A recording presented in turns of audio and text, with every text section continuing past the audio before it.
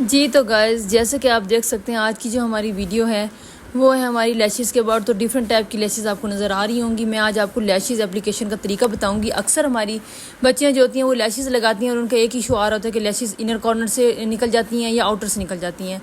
जैसे कि अब आप ये वाली लैशेज़ देख रहे हैं तो वो आपकी जो है ना प्लास्टिक लैशेज़ में थी और ये हमारी वर्जन हेयर्स में है।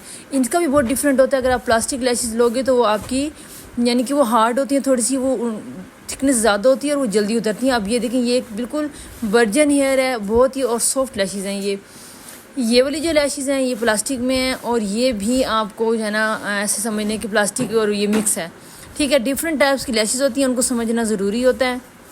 मैं आपको इसलिए सारी क्वालिटी दिखा रही हूँ कि आपको माइंड में हो कि कौन सी जो लैशेज़ हैं आपको लगानी चाहिए या नहीं लगानी चाहिए। तो इसमें वर्जन हेयर्स की भी हैं और प्लास्टिक लैशेज़ भी हैं और वॉल्यूमाइज भी हैं और कम वॉल्यूम वाली लैशेज़ भी हमारे पास मौजूद हैं। हमारे पास क्योंकि हमारा सैलून का काम है तो मेरे पास हर टाइप की लैशेज़ होती हैं। तो सबसे पहले तो आपने ऑयल नहीं लगाना आइज़ के ऊपर, यानी कि ऑयल ही नहीं रहने देना अपनी आइज़ को। आपने कोशिश करना है कि यहाँ पे जो आपकी लैश लाइन है ना इसके पास आपने ज़्यादा बेस हैवी करके नहीं लगाना और ना ही कोई मॉइस्चराइज़र लगाना है। उसके बाद हमारा मरला आता है बिल्कुल बारीक लाइनर का।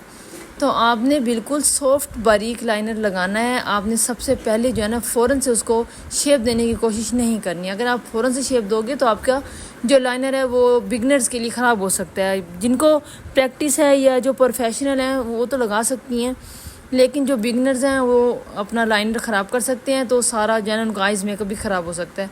तो इस तरह से आपने एक बारीक सी लाइन लगा लेनी है इनर से लेके आउटर तक। ये लाइन लगाने के बाद इसके बाद हम आपको लैशेज़ एप्लीकेशन करने का तरीका बताएंगे। आपने इसको थोड़ा सा टाइम देना है, ड्राई होने देना है। जब ये ड्राई हो जाएगी तो फिर हम इसके ऊपर अपनी लैश की जो है ना एप्लीकेशन करेंगे। तो मैं आपको बता चुकी हूँ कि हमारे पास वर्जन हेयर्स वाली भी हैं और प्लास्टिक लैशेज़ बिल्कुल भी फजूल होती हैं, वो आप ना बाय करें। मैं तो ये सजेस्ट करूँगी आपको, ये हमारी जो लैशेज़ हैं ये वर्जन हेयर्स में है।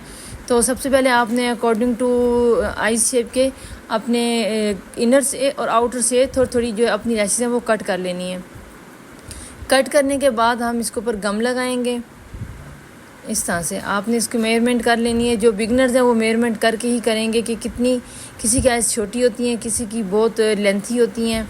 तो किसी की आइज़ पे हमें ज़रूरत पड़ती है कटिंग करने की और किसी आइज़ पे हमें ज़रूरत नहीं भी पड़ती कटिंग करने की, क्योंकि माशाल्लाह से उनकी आइज़ इतनी जो शेप होती है ना वो लॉन्ग होती है।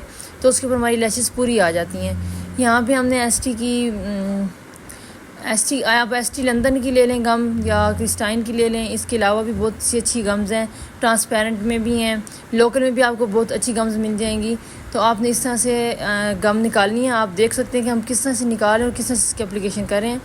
ज़्यादा भर भर के भी नहीं लगानी, तो वो आपकी आइज़ में जाने का ख़तरा होता है। अगर आपकी आइज़ में चलेगी तो ज़ाहिर बात है वो इन्फेक्शन कर सकती हैं। तो इसलिए आपने कम क्वान्टिटी में गम लगानी है और इसको 1 से 2 सेकंड के लिए हवा में रखना है ताकि इसकी थिकनेस जो है ना वो सही हो जाए और ये फ़ौरन से जाकर स्टिक हो जाए आपकी आइज़ के साथ। तो इस तरह से आपने एक लैश एप्लीकेटर लेना है। जो बिगनर्स हैं ये उनके लिए है, ताकि लैश एप्लीकेटर से उनको बहुत ईजी हो जाएगा लगाना।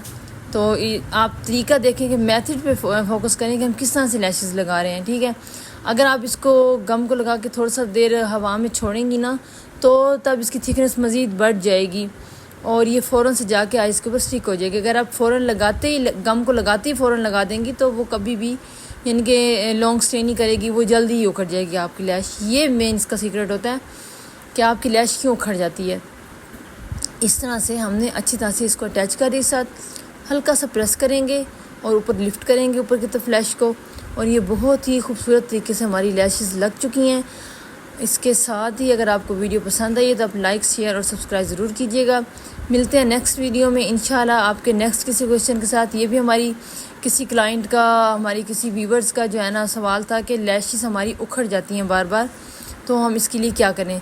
तो इसका यही मेन जो है होते हैं सीक्रेट्स, मैंने आपको सारे बता दिए हैं। आपको कोई भी इस तरह से सीक्रेट नहीं बताएगा कि आप लोग जो है ना बेस ऑयली बेस ना लगाएं और लैश लाइन के पास ना लगाएं और हवा में थोड़ी देर इसको छोड़ के सुखाएं, तब जाके आपकी जो है ना बहुत अच्छे से एप्लीकेशन हो जाएगी। अल्लाह हाफ़िज़।